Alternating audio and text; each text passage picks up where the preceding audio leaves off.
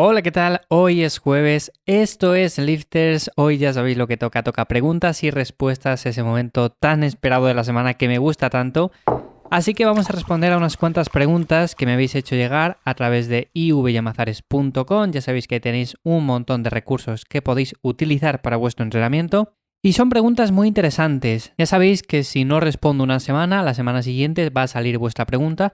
Así que por lo tanto, no penséis que las que mandáis y no las voy respondiendo quedan ya ahí en el olvido. No quedan en el olvido. Simplemente es que las voy acumulando y al final en siguientes semanas pues van saliendo poco a poco. Que por cierto, el otro día estaba echando un vistazo al podcast en Apple Podcast, que es algo que no suelo mirar muy habitualmente, y resulta que tenía ahí unos cuantos comentarios ya de vosotros y la verdad que me hicieron mucha ilusión. Al final no es una plataforma desde la que me escuchéis mayoritariamente, de hecho la mayoría venís de Spotify y de otras plataformas, pero bueno, al final le eché un vistazo y vi que tenía comentarios ahí y la verdad que me hizo un montón de ilusión. Por lo tanto, nada, quería agradeceros a todos los que os pasáis por ahí, dejáis 5 estrellas, la verdad que me ayudan un montón. Y si tú ahora mismo estás escuchando este podcast desde Apple Podcast, pues te invito a que me dejes 5 estrellas y de esa manera agradezcas todo este contenido que voy subiendo cada día. Así que, sin más, quería decir esto hoy. Y bueno, como digo, hoy toca preguntas y respuestas. No me lío más, vamos a empezar con ellas. Empezamos por Eugenia, que me dice: Hola Iván, escribo desde Argentina. Quería preguntar sobre si aplicar frío o calor después de un entrenamiento, no por dolor, sino por recuperación muscular. Por ejemplo, ayer corrí y si bien es fundamental estirar después de hacer ejercicio para evitar dolores musculares, ¿puede contribuir el aplicar calor para mejorar la recuperación de los músculos? Según leí, el frío ayuda en casos de lesiones y el calor mejora la circulación de la sangre, pero no encuentro una fuente que aconseje con evidencia alguna de estos dos métodos. ¿Qué opinas al respecto? ¿Tendría sentido o simplemente deberías tirar y dejar días de descanso? Muchas gracias. Bueno, pues Eugenia, a ver, esto es un tema muy amplio, o sea, me lo voy a apuntar, de hecho ya he estado investigando porque quiero hablar acerca de este tema en siguientes episodios. Y es que, a ver, realmente existen estudios en los cuales han intentado ver si al final aplicar frío o calor puede ayudarnos con la recuperación. Conclusiones: que el frío quizás no sea lo mejor, sobre todo en cuanto a la ganancia de masa muscular, pero que sí que puede ayudar en cierto modo a recuperarnos un poco.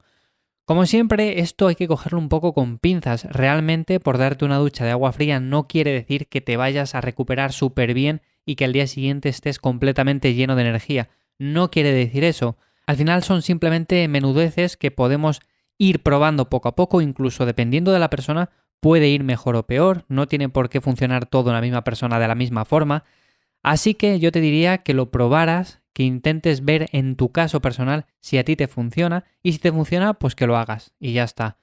¿Por qué digo esto? Porque yo he probado, por ejemplo, duchas de agua no fría, sino más o menos un poco fresca después de entrenar. Y a ver, es cierto que cuando es verano, pues sienta bien realmente cuando hace calor, pero claro, cuando estamos en invierno, hacer eso quizás no sea la mejor de las ideas y más cuando nuestro objetivo es ganar masa muscular, ya que ahí sí que se ha visto que quizás no sea lo más aconsejable.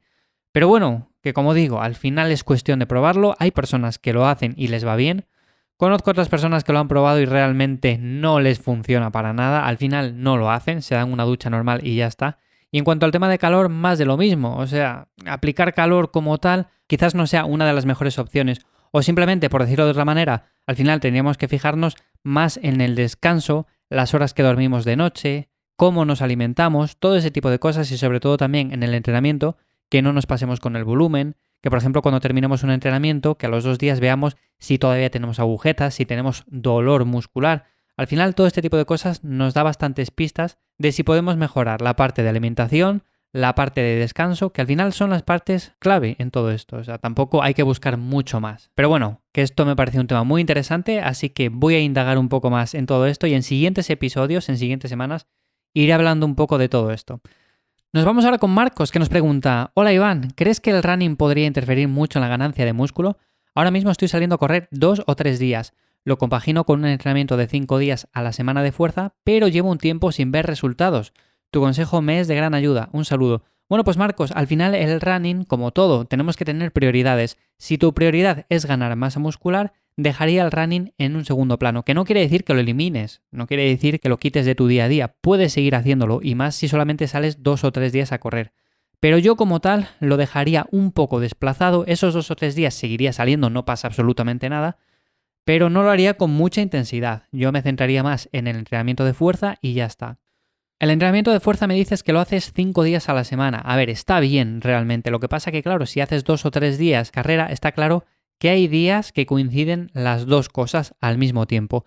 Y aquí sí que es importante el ver cómo podemos compaginar esto de una forma u otra para que no interfiera un entrenamiento sobre el otro. O sea, por ejemplo, si en el mismo día salimos a correr y luego entrenamos fuerza, posiblemente si hacemos el entrenamiento de fuerza en último lugar, estemos empeorando nuestro rendimiento. Por lo tanto, yo te diría que pasaras, en lugar de 5 días a la semana de entrenamiento, lo hicieras unos 4 días y luego, en lugar de salir 2 o 3 días a correr, simplemente con 2. De esta manera tendríamos 6 días de entrenamiento a la semana, con un día de descanso completo, y podríamos hacer los días de entrenamiento de fuerza separados de los días que salimos a correr. Así, de esa manera va a interferir mucho menos y de esa manera, bajo mi punto de vista, es mucho más óptimo cuando queremos ganar masa muscular. Así que yo iría por ahí, Marcos.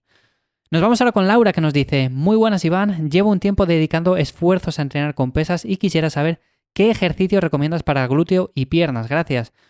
Muy sencillo, o sea, te voy a dar 2 claves sobre todo para mejorar el glúteo y las piernas.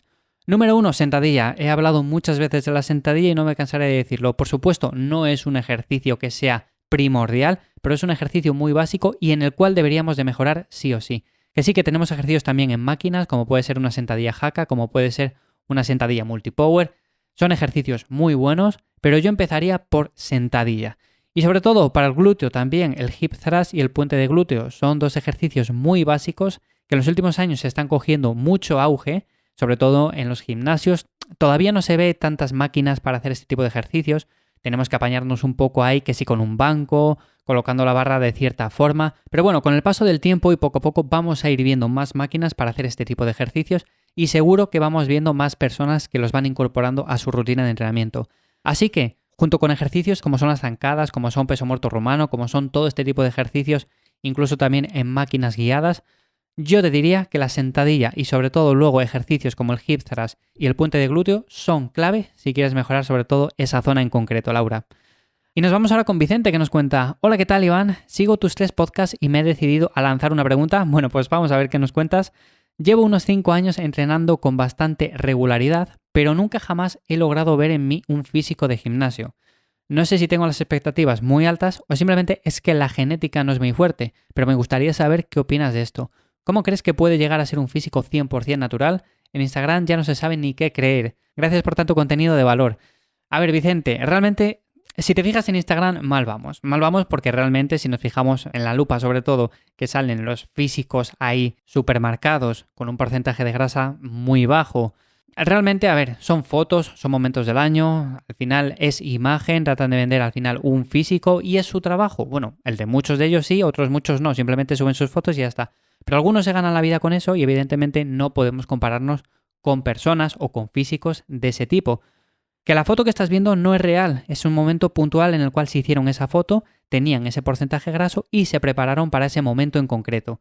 Así que lo primero que te diría es que hay que ser un poco realista. Por supuesto, se pueden conseguir físicos muy buenos entrenando de forma natural a lo largo de los años y haciendo las cosas bien.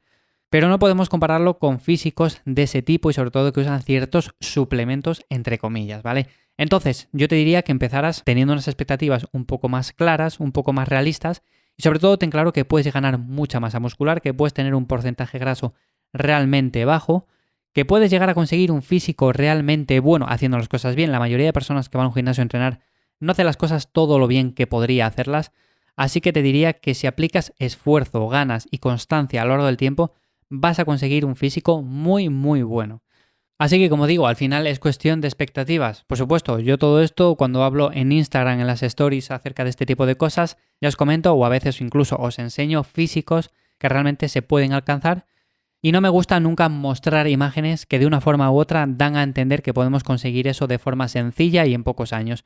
Tú me cuentas que llevas 5 años entrenando. Bueno, al final son años, es cierto, pero realmente hay personas que llevan 10, 15 años y todavía tienen margen de mejora. Por lo tanto, yo te diría, sigue centrándote en el entrenamiento, sobre todo que te motive, con ganas, y poco a poco vas a ir viendo mejores resultados. Así que sin más, terminamos por hoy, que me he liado un montón al final en este episodio. Ya sabéis que nos escuchamos de nuevo aquí en Lifters el lunes. Mañana ya sabéis que me encontráis en Cuaderno de Entrenamiento, el otro podcast, y el sábado en Café y Hierros. Así que sin más, como digo, aquí en Lifters nos escuchamos de nuevo el lunes. Espero que paséis un buen fin de semana, que le deis duro a los hierros. Dejar vuestras preguntas en ivyamazares.com y sin más, nos escuchamos pronto. ¡Chao!